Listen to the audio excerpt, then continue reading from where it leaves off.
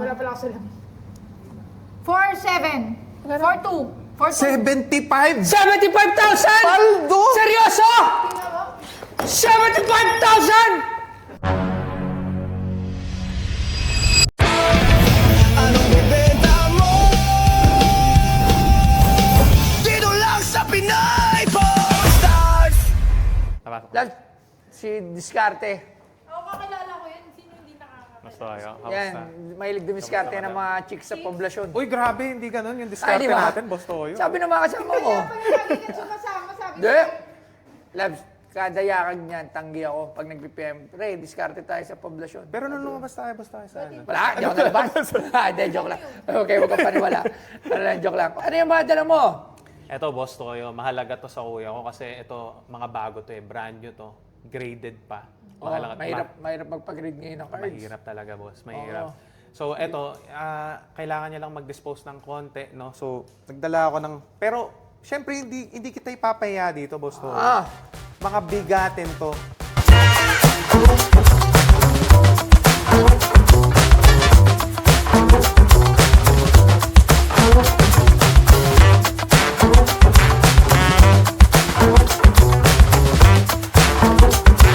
Hindi lang basta ordinaryong Pokemon cards ang mga ito. Tinatawag silang graded cards, mga collectible na profesional na sinusuri. Pinapatunayang authentic at inilalagay sa isang protective case. Sa grading, mas maganda ang kondisyon, mas mataas ang posibleng grade, at kadalasan, mas nagiging desirable ito para sa mga collectors. Isa sa mga highlight ng collection na ito ay si Charizard, isa sa pinaka-iconic at pinaka-hinahanap na Pokemon sa mundo ng card collecting. May ilan ding cards na mas espesyal dahil may autograph o handwritten signature. Maraming bagay ang nakakaapekto sa collectible value ng isang Pokemon card. Kabilang ang rarity, condition, grade, set, popularity ng Pokemon, at history ng mismong item. Para sa mga seryosong collectors, hindi na lang simpleng laruan ang mga card na ito. At ang binibenta sa PP Stars ay ang graded Pokemon cards.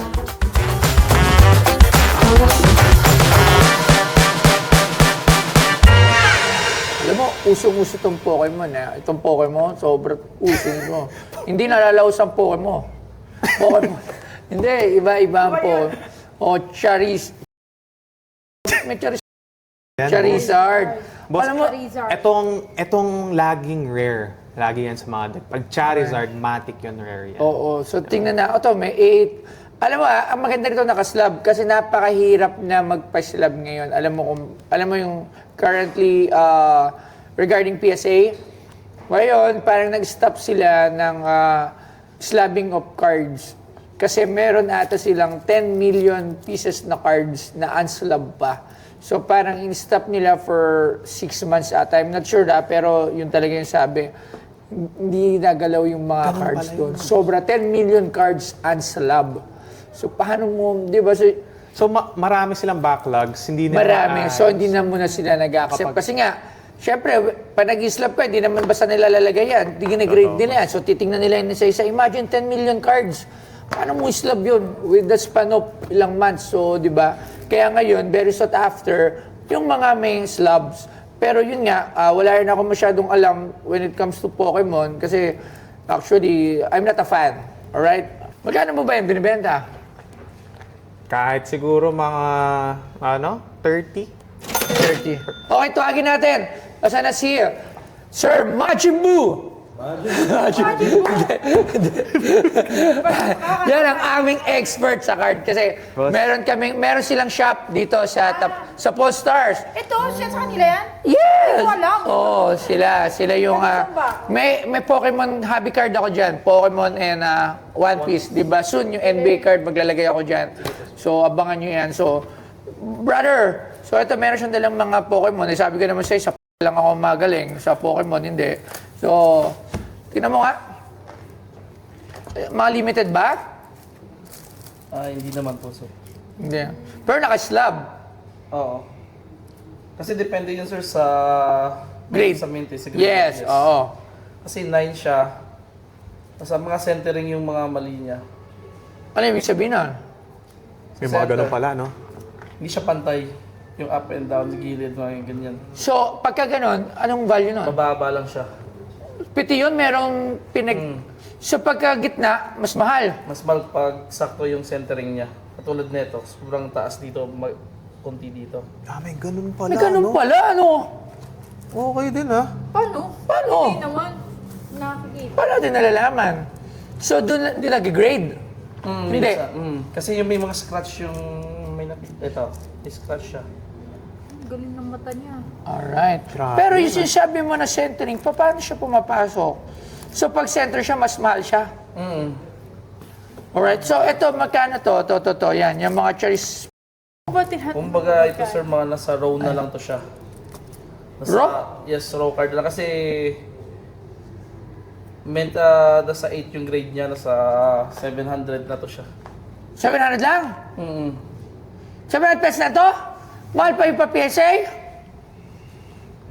Mahal? Seryoso? Oo sir. Magkano ba binibenta niya? Totoo ba? Wait lang. Magkano ba binibenta niya? Totoo ba? 700? Seryoso ba? Parang Iba hindi niya ako sa akin paniwala. Hindi, ha? pero magkano ba binibenta to? Dapat. Di siya Nasa nata- row lang yan kasi kapag may kanya. Ha? Wait lang. Ito, Sige, tingnan natin. 14 kPSA 10 siya. Ito 9 lang. So, magkano to? 14K pag 10. Pag 9, ayan, may presyo, may nakita ko. 3. 3,000. 1,000. Alright. So, ito, 9. Si ulit. Bakit ba si malakas sa Pokemon? Charizard. Favorite ni Ash yan, eh. Sino Ash? Yung bida dun sa, sa anime. Favorite niya. Bukod kay Pikachu. Yan. Oh, matagal niyang ano yan. Si Ash, yung lalaki na kasombrelo. Oo. Sorry, hindi talaga ako nanonood ng Pokemon. Sorry mga Pokemon. Isa to sa mga ano niya, matagal niyang ano. Ito, 2K2 siya. Okay, so, baba. 2K, 5K. Ito mga hindi graded. Graded din yan sa... Graded to eh. Ace grading siya. Okay, so magkano yan? 10 yan, 10 yan. Oo, ano to? Oo. 100K. Ito narinig ko si Snorlax. Ito yung malakas magilik eh. Galing talaga. Hindi ba? Nakuha mo. Di ba? Di ba totoo malakas magilik si Snorlax? Kaya nga Snorlax eh. Pangalan pa lang labs eh. Oh, si Ito yung mataba, malaki. Oh, tama. Siyempre, nakita mo na dyan eh. Oo nga, pero nakuha ko sa Nasa 1K. 1K. 1K. Yung 8. 3.5, 2.5, 1K. 7. 7 na. 6K. Uy! 6K! Paldo! Snorlax. Ano ba pinakamahal na Pokemon? Yung na kay Paul Jake, no? Oo, Jake Paul. Jake Paul pala, Paul Jake. Kano to? Magkano? Magkano pa? Hindi ko makita. Parang- Wala pala ako sa lang. 4,700. 4,200. 75! 75,000! Paldo! Seryoso? 75,000! Hala! Seryoso ba? Hindi! 75! 75.9. Bilhin ko na to sa lahat, all in 5,000. Grabe naman yun, boss. Kakasabi lang eh. Kasi kanina tinanong mo kung magkano na yung presyo niya. Ulitin mo, baka nagkakamali ka. Palitan mo, magkano to ngayon? Magkano? Hindi, baka nagkamali lang. Tingnan natin. 2K lang benta Magkano? niya. 7.5 lang pala. 7.5. 7.5. 7.5? Paano nag 7.5? 10 yan eh. 75? 75? 75? 75. Uy. Magkano lahat? Okay. Total natin. Brother, invite mo sila sa shop mo. Ay, meron kaming shop sa Pinoy Pawn Star. Sa gilid lang po ng Tuyo Wear, KTCG. Yan. So, actually, ano siya, puro online. Ang daming online transaction doon. Ang daming sinusupply ng mga Pokemon. Maraming salamat. Brother, thank you very much, aba. Thank you, sir. 75. So, total nito lahat is 86,700. Pero syempre, yung price na yun na yung market price. So, syempre, kailangan, di ba, magkano? Tanong 50,000? 50,000, boss. Parang medyo... dapat tinanong mo. Ano tayo? 80. Wala na. 75. Hindi, mali. 65. Mali, mataas agad ako. Mali. Sorry. Tama yan, boss, ah. Mali, 65. 75. Last price. 65. Parang gusto ko yung una kong narinig. 75K. 30,000 lang yan kanina. Hindi, pero syempre dito tayo Nagulat fair. ako. Fair tayo, fair. So kailangan, di ba? So yung 30,000 mo, yung tawad ko ng 15, naging 65,000. Na double na rin price. 65. Para may allowance naman ang konti na 15,000. 70. Tapos na natin. 60 nga lang. Try mo na. Wala tayo nito di-discount. Hindi kasi Diskarte talaga to. kinakabahan nga ako kanina nung dumating siya, pero parang ang saya pala, di ba? Madiskarte talaga to. Oh, magkano? Hindi na to yun 67.5 ako. Oh, yun, deal. Maraming salamat. So, 67.5 ang galing, DS. Sino mo yung tatawanan yung mga kasama niyo? Iba ka talaga. Hindi na pakamo. Thank you very much. Thank you, Okay, boss. may Pokemon. Mahilig ako sa Pokemon! Grabe, sobrang nakakatuwa, no? Nakapag-deal tayo kay Boss Toyo.